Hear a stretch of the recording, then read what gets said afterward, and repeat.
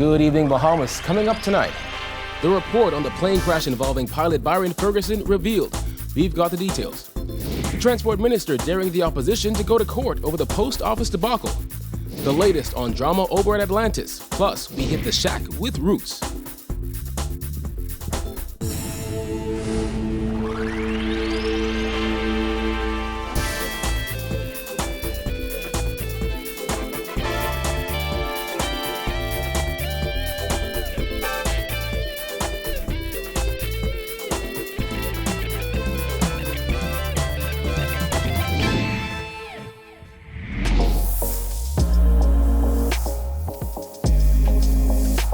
Our News is brought to you by Alive. Welcome to Our News and thanks for joining us. I'm Kyle Joaquin. Just over 13 months after the plane, piloted by Byron Ferguson, crashed in waters off Nirvana Beach, the report, compiled by the Air Accident Investigation Department, has been revealed. In it, the AAID makes a few recommendations regarding search and rescue efforts after a few shortfalls were identified. The recommendations that came out of that was that the government needed to further enhance the departments that deal with search and rescue, because that we realized was a shortfall. With over a year past since the Piper Aztec plane piloted by Byron Ferguson crashed into waters off Nirvana Beach, the Air Accident Investigation Department has made a recommendation to the government regarding search and rescue efforts and standards at which they are conducted in the country. In the report set for release on Wednesday, AAID said the Bahamas has not established and implemented the standards and recommended practices as outlined in Annex 12 as it relates to search and rescue services. According to AAID Chief Investigator Delvin Major, there were shortfalls regarding search and rescue in this incident. Search and rescue didn't stay on scene as long as the public would have wanted. So that was one of the reasons why we did do a in-depth analysis of the services that was done, and based on that we saw there was a lot of room for improvement. According to the report, search efforts were called off at 2 a.m. That issue of the search being called off just hours after commencement was one that the Ferguson family took issue with, as it continued a private search in the days to come. Who has that authority to call off a search? And what's the criteria that they use?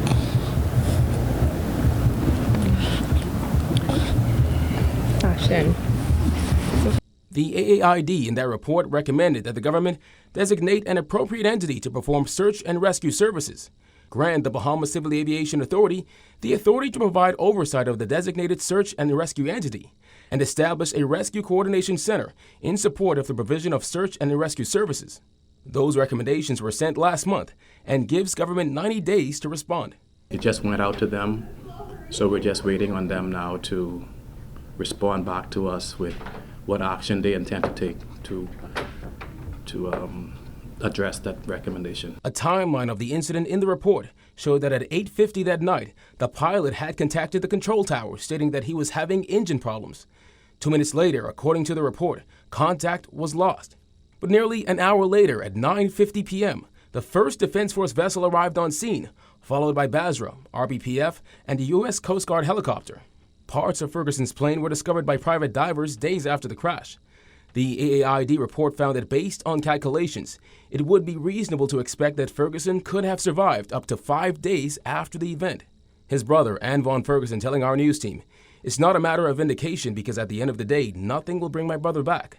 But I would like to see the necessary procedures put in place. I just don't want it to be where this tragedy happened in vain. Let's put things in place where in the event something like this happens again, no other person or family would have to go through what my family went through." Senators on Monday passed the Aircraft Accident Investigation Authority bill, which Major says is a huge first step to the changes that need to be made. We had to pretty much redo most of the legislation that was already in place. It had to be either enhanced or it had to be redone. And so that was an effort that was done by myself and my team. No consultants, just totally all Bahamian, based on the standards and the recommended practices. As the opposition eyes legal action over the post office debacle, Transport Minister Ronald Wells told reporters today that he would be interested to see what the courts say, noting that the judiciary usually stays out of Parliament's business. Georgia Bain reports.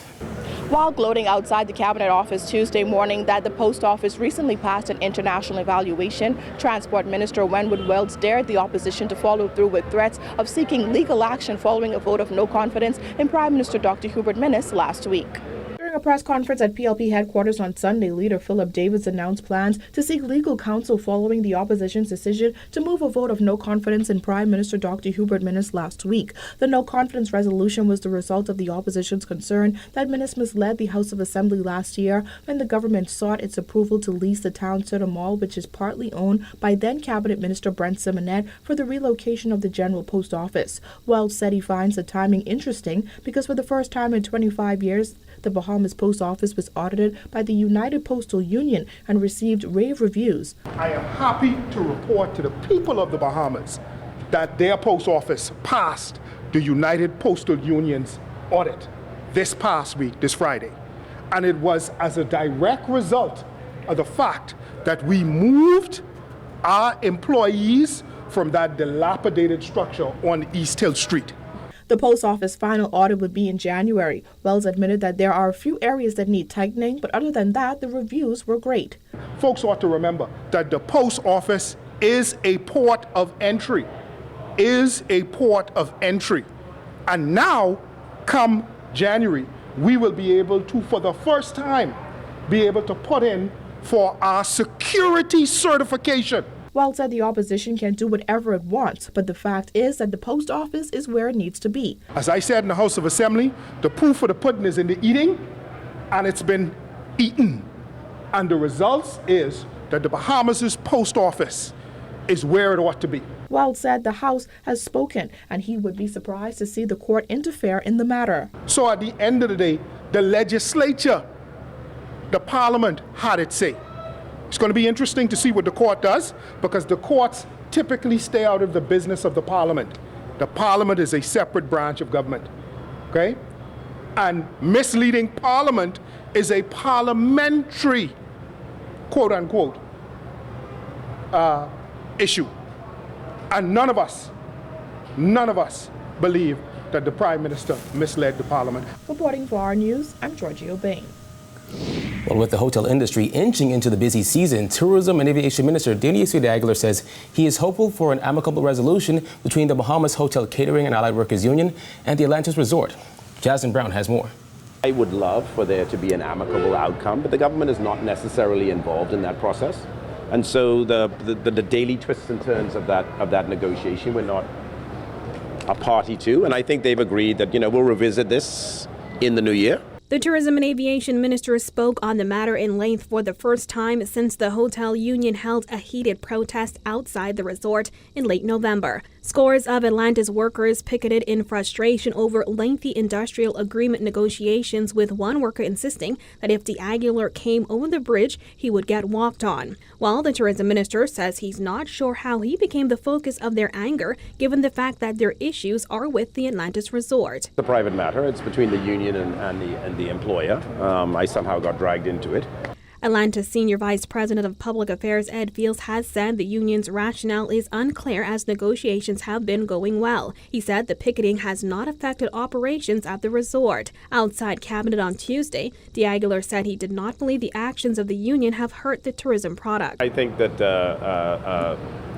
the union staged their protests and then returned back to work. And I don't think any of our foreign visitors, other than those that may have been moving through the front door of the hotel, had any idea what was going on. So I think it was very well handled. I think the union were sensitive to the issue. Meantime, Island Hotel Company Limited, which operates Atlantis Resort, was granted an injunction against the union on the same day members picketed outside the resort. The order, which was handed down by Justice Keith Thompson, bans union members who are Atlantis employees from picketing at the resort or inducing, inciting, or intimidating other Atlantis employees or guests. The injunction also bans members from obstructing or impeding the entrance and exit to the resort. Reporting for our news, I'm Jasmine Brown. Kemp Road residents say more permanent jobs are needed for young men in the area. Jared Higgs canvassed the community today and filed this report. Because people get children, and everybody wants to see their children with the best. 51-year-old Uriah Gibson is a father of 8 from Kemp Road. He says he's lived in the community all his life and has seen better days in the past. The hospital employee says he's had to make sacrifices for his large family. He tells us on his hardest days, he's had to buy scrap meat to boil down and feed his children. Ain't nobody want to see their children with nothing bad. You see what they saying? But at the same time, you got to let your child know this is what you could afford. Gibson complains that too many young men in Kemp Road struggle to find long-term employment. Youth unemployment in the country currently hovers around 20%, more than double the official national rate of 9.5%. Gibson himself had to wait years and was lucky to land a night job at PMH. Others, like unemployed 32-year-old Rajiv Farrington, have to hustle to get by. Very tough stuff. Yeah, man. I'm trying to communicate to Mr. Fox to ask him for a job through God, you know what I'm saying? Our news wasn't in Kemp Road to talk about businessman Adrian Fox's recent cleanup initiative, but several residents seem to think that's why we were there. Farrington says during the cleanup, he and others were paid to clean the area, the closest thing he's had to a job in years. I have a couple of family members who are dependent on, you know what I'm saying, who breathe smoke, man, you know what I'm saying, the family members, you know. I ain't going for that still, you know. 28-year-old Tisha Sweeting agrees that the job situation in Kemp Road is dire. She says she recently returned to the area and the situation has deteriorated. The woman's 13-year-old son is currently living in Atlanta, and she says while she would love to bring him home, it isn't feasible. Because there's no help here. I don't see a way out of this. Sweeting is currently working 3 days a week at a local car dealership. Besides that, she sells clothes on the side. She says even with 2 streams of income, she's still looking for more opportunities. Somebody need to swoop in and, come and show care and love. A lot of people here still going to the pump and different things. Like, we really need some help. Gibson agrees. His plea is straightforward. More jobs for the young men in his area.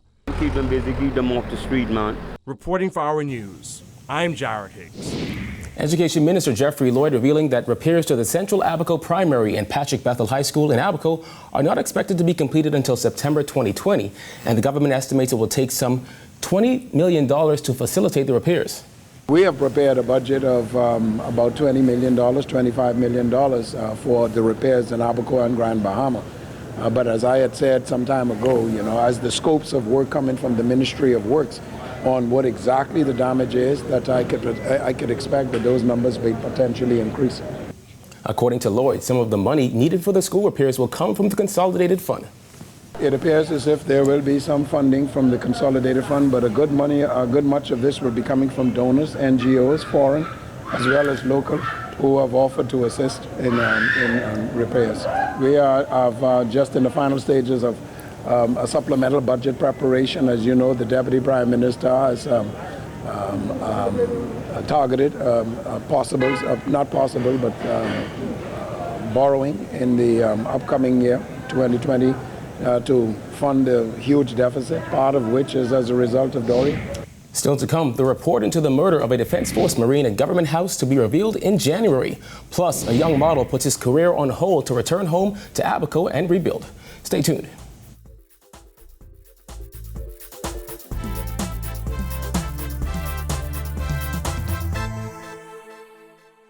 From TV to phone to fast internet, how can we show appreciation for the 25 years you've been with Rev?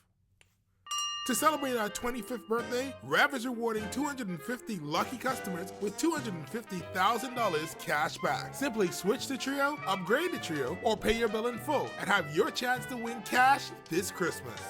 Just call 601-8992 or email us at trio@cablebahamas.com. Rev, you and us together.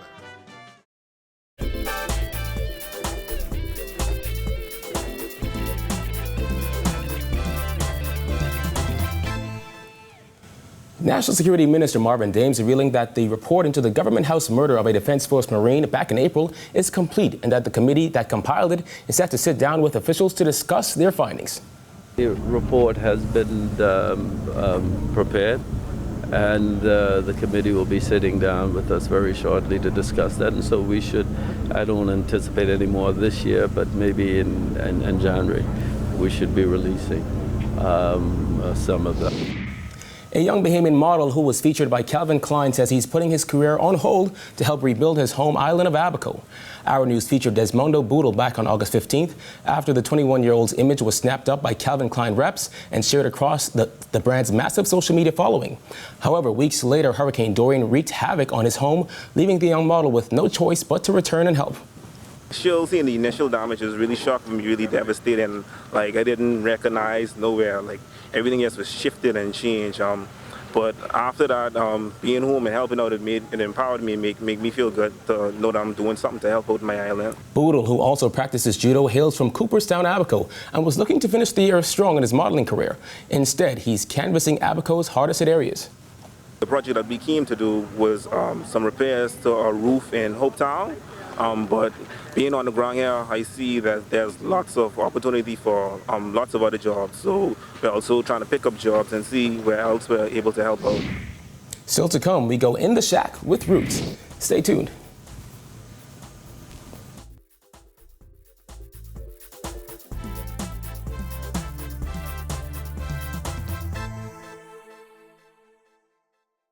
Why should you get Trio from Rev this Christmas? Cue the music. In addition to TV and phone, you get more internet, like 75 megabits per second, and a free Wi-Fi router that you can access up to 2 phone lines on. And we're giving you a backup battery, in case you know. And if you get Trio now, you get entered automatically into our $250,000 cashback Christmas draw. That's 250 customers with a chance at $250,000. Just call 601-8992 or email us at trio@cablebahamas.com. Rev, you and us together.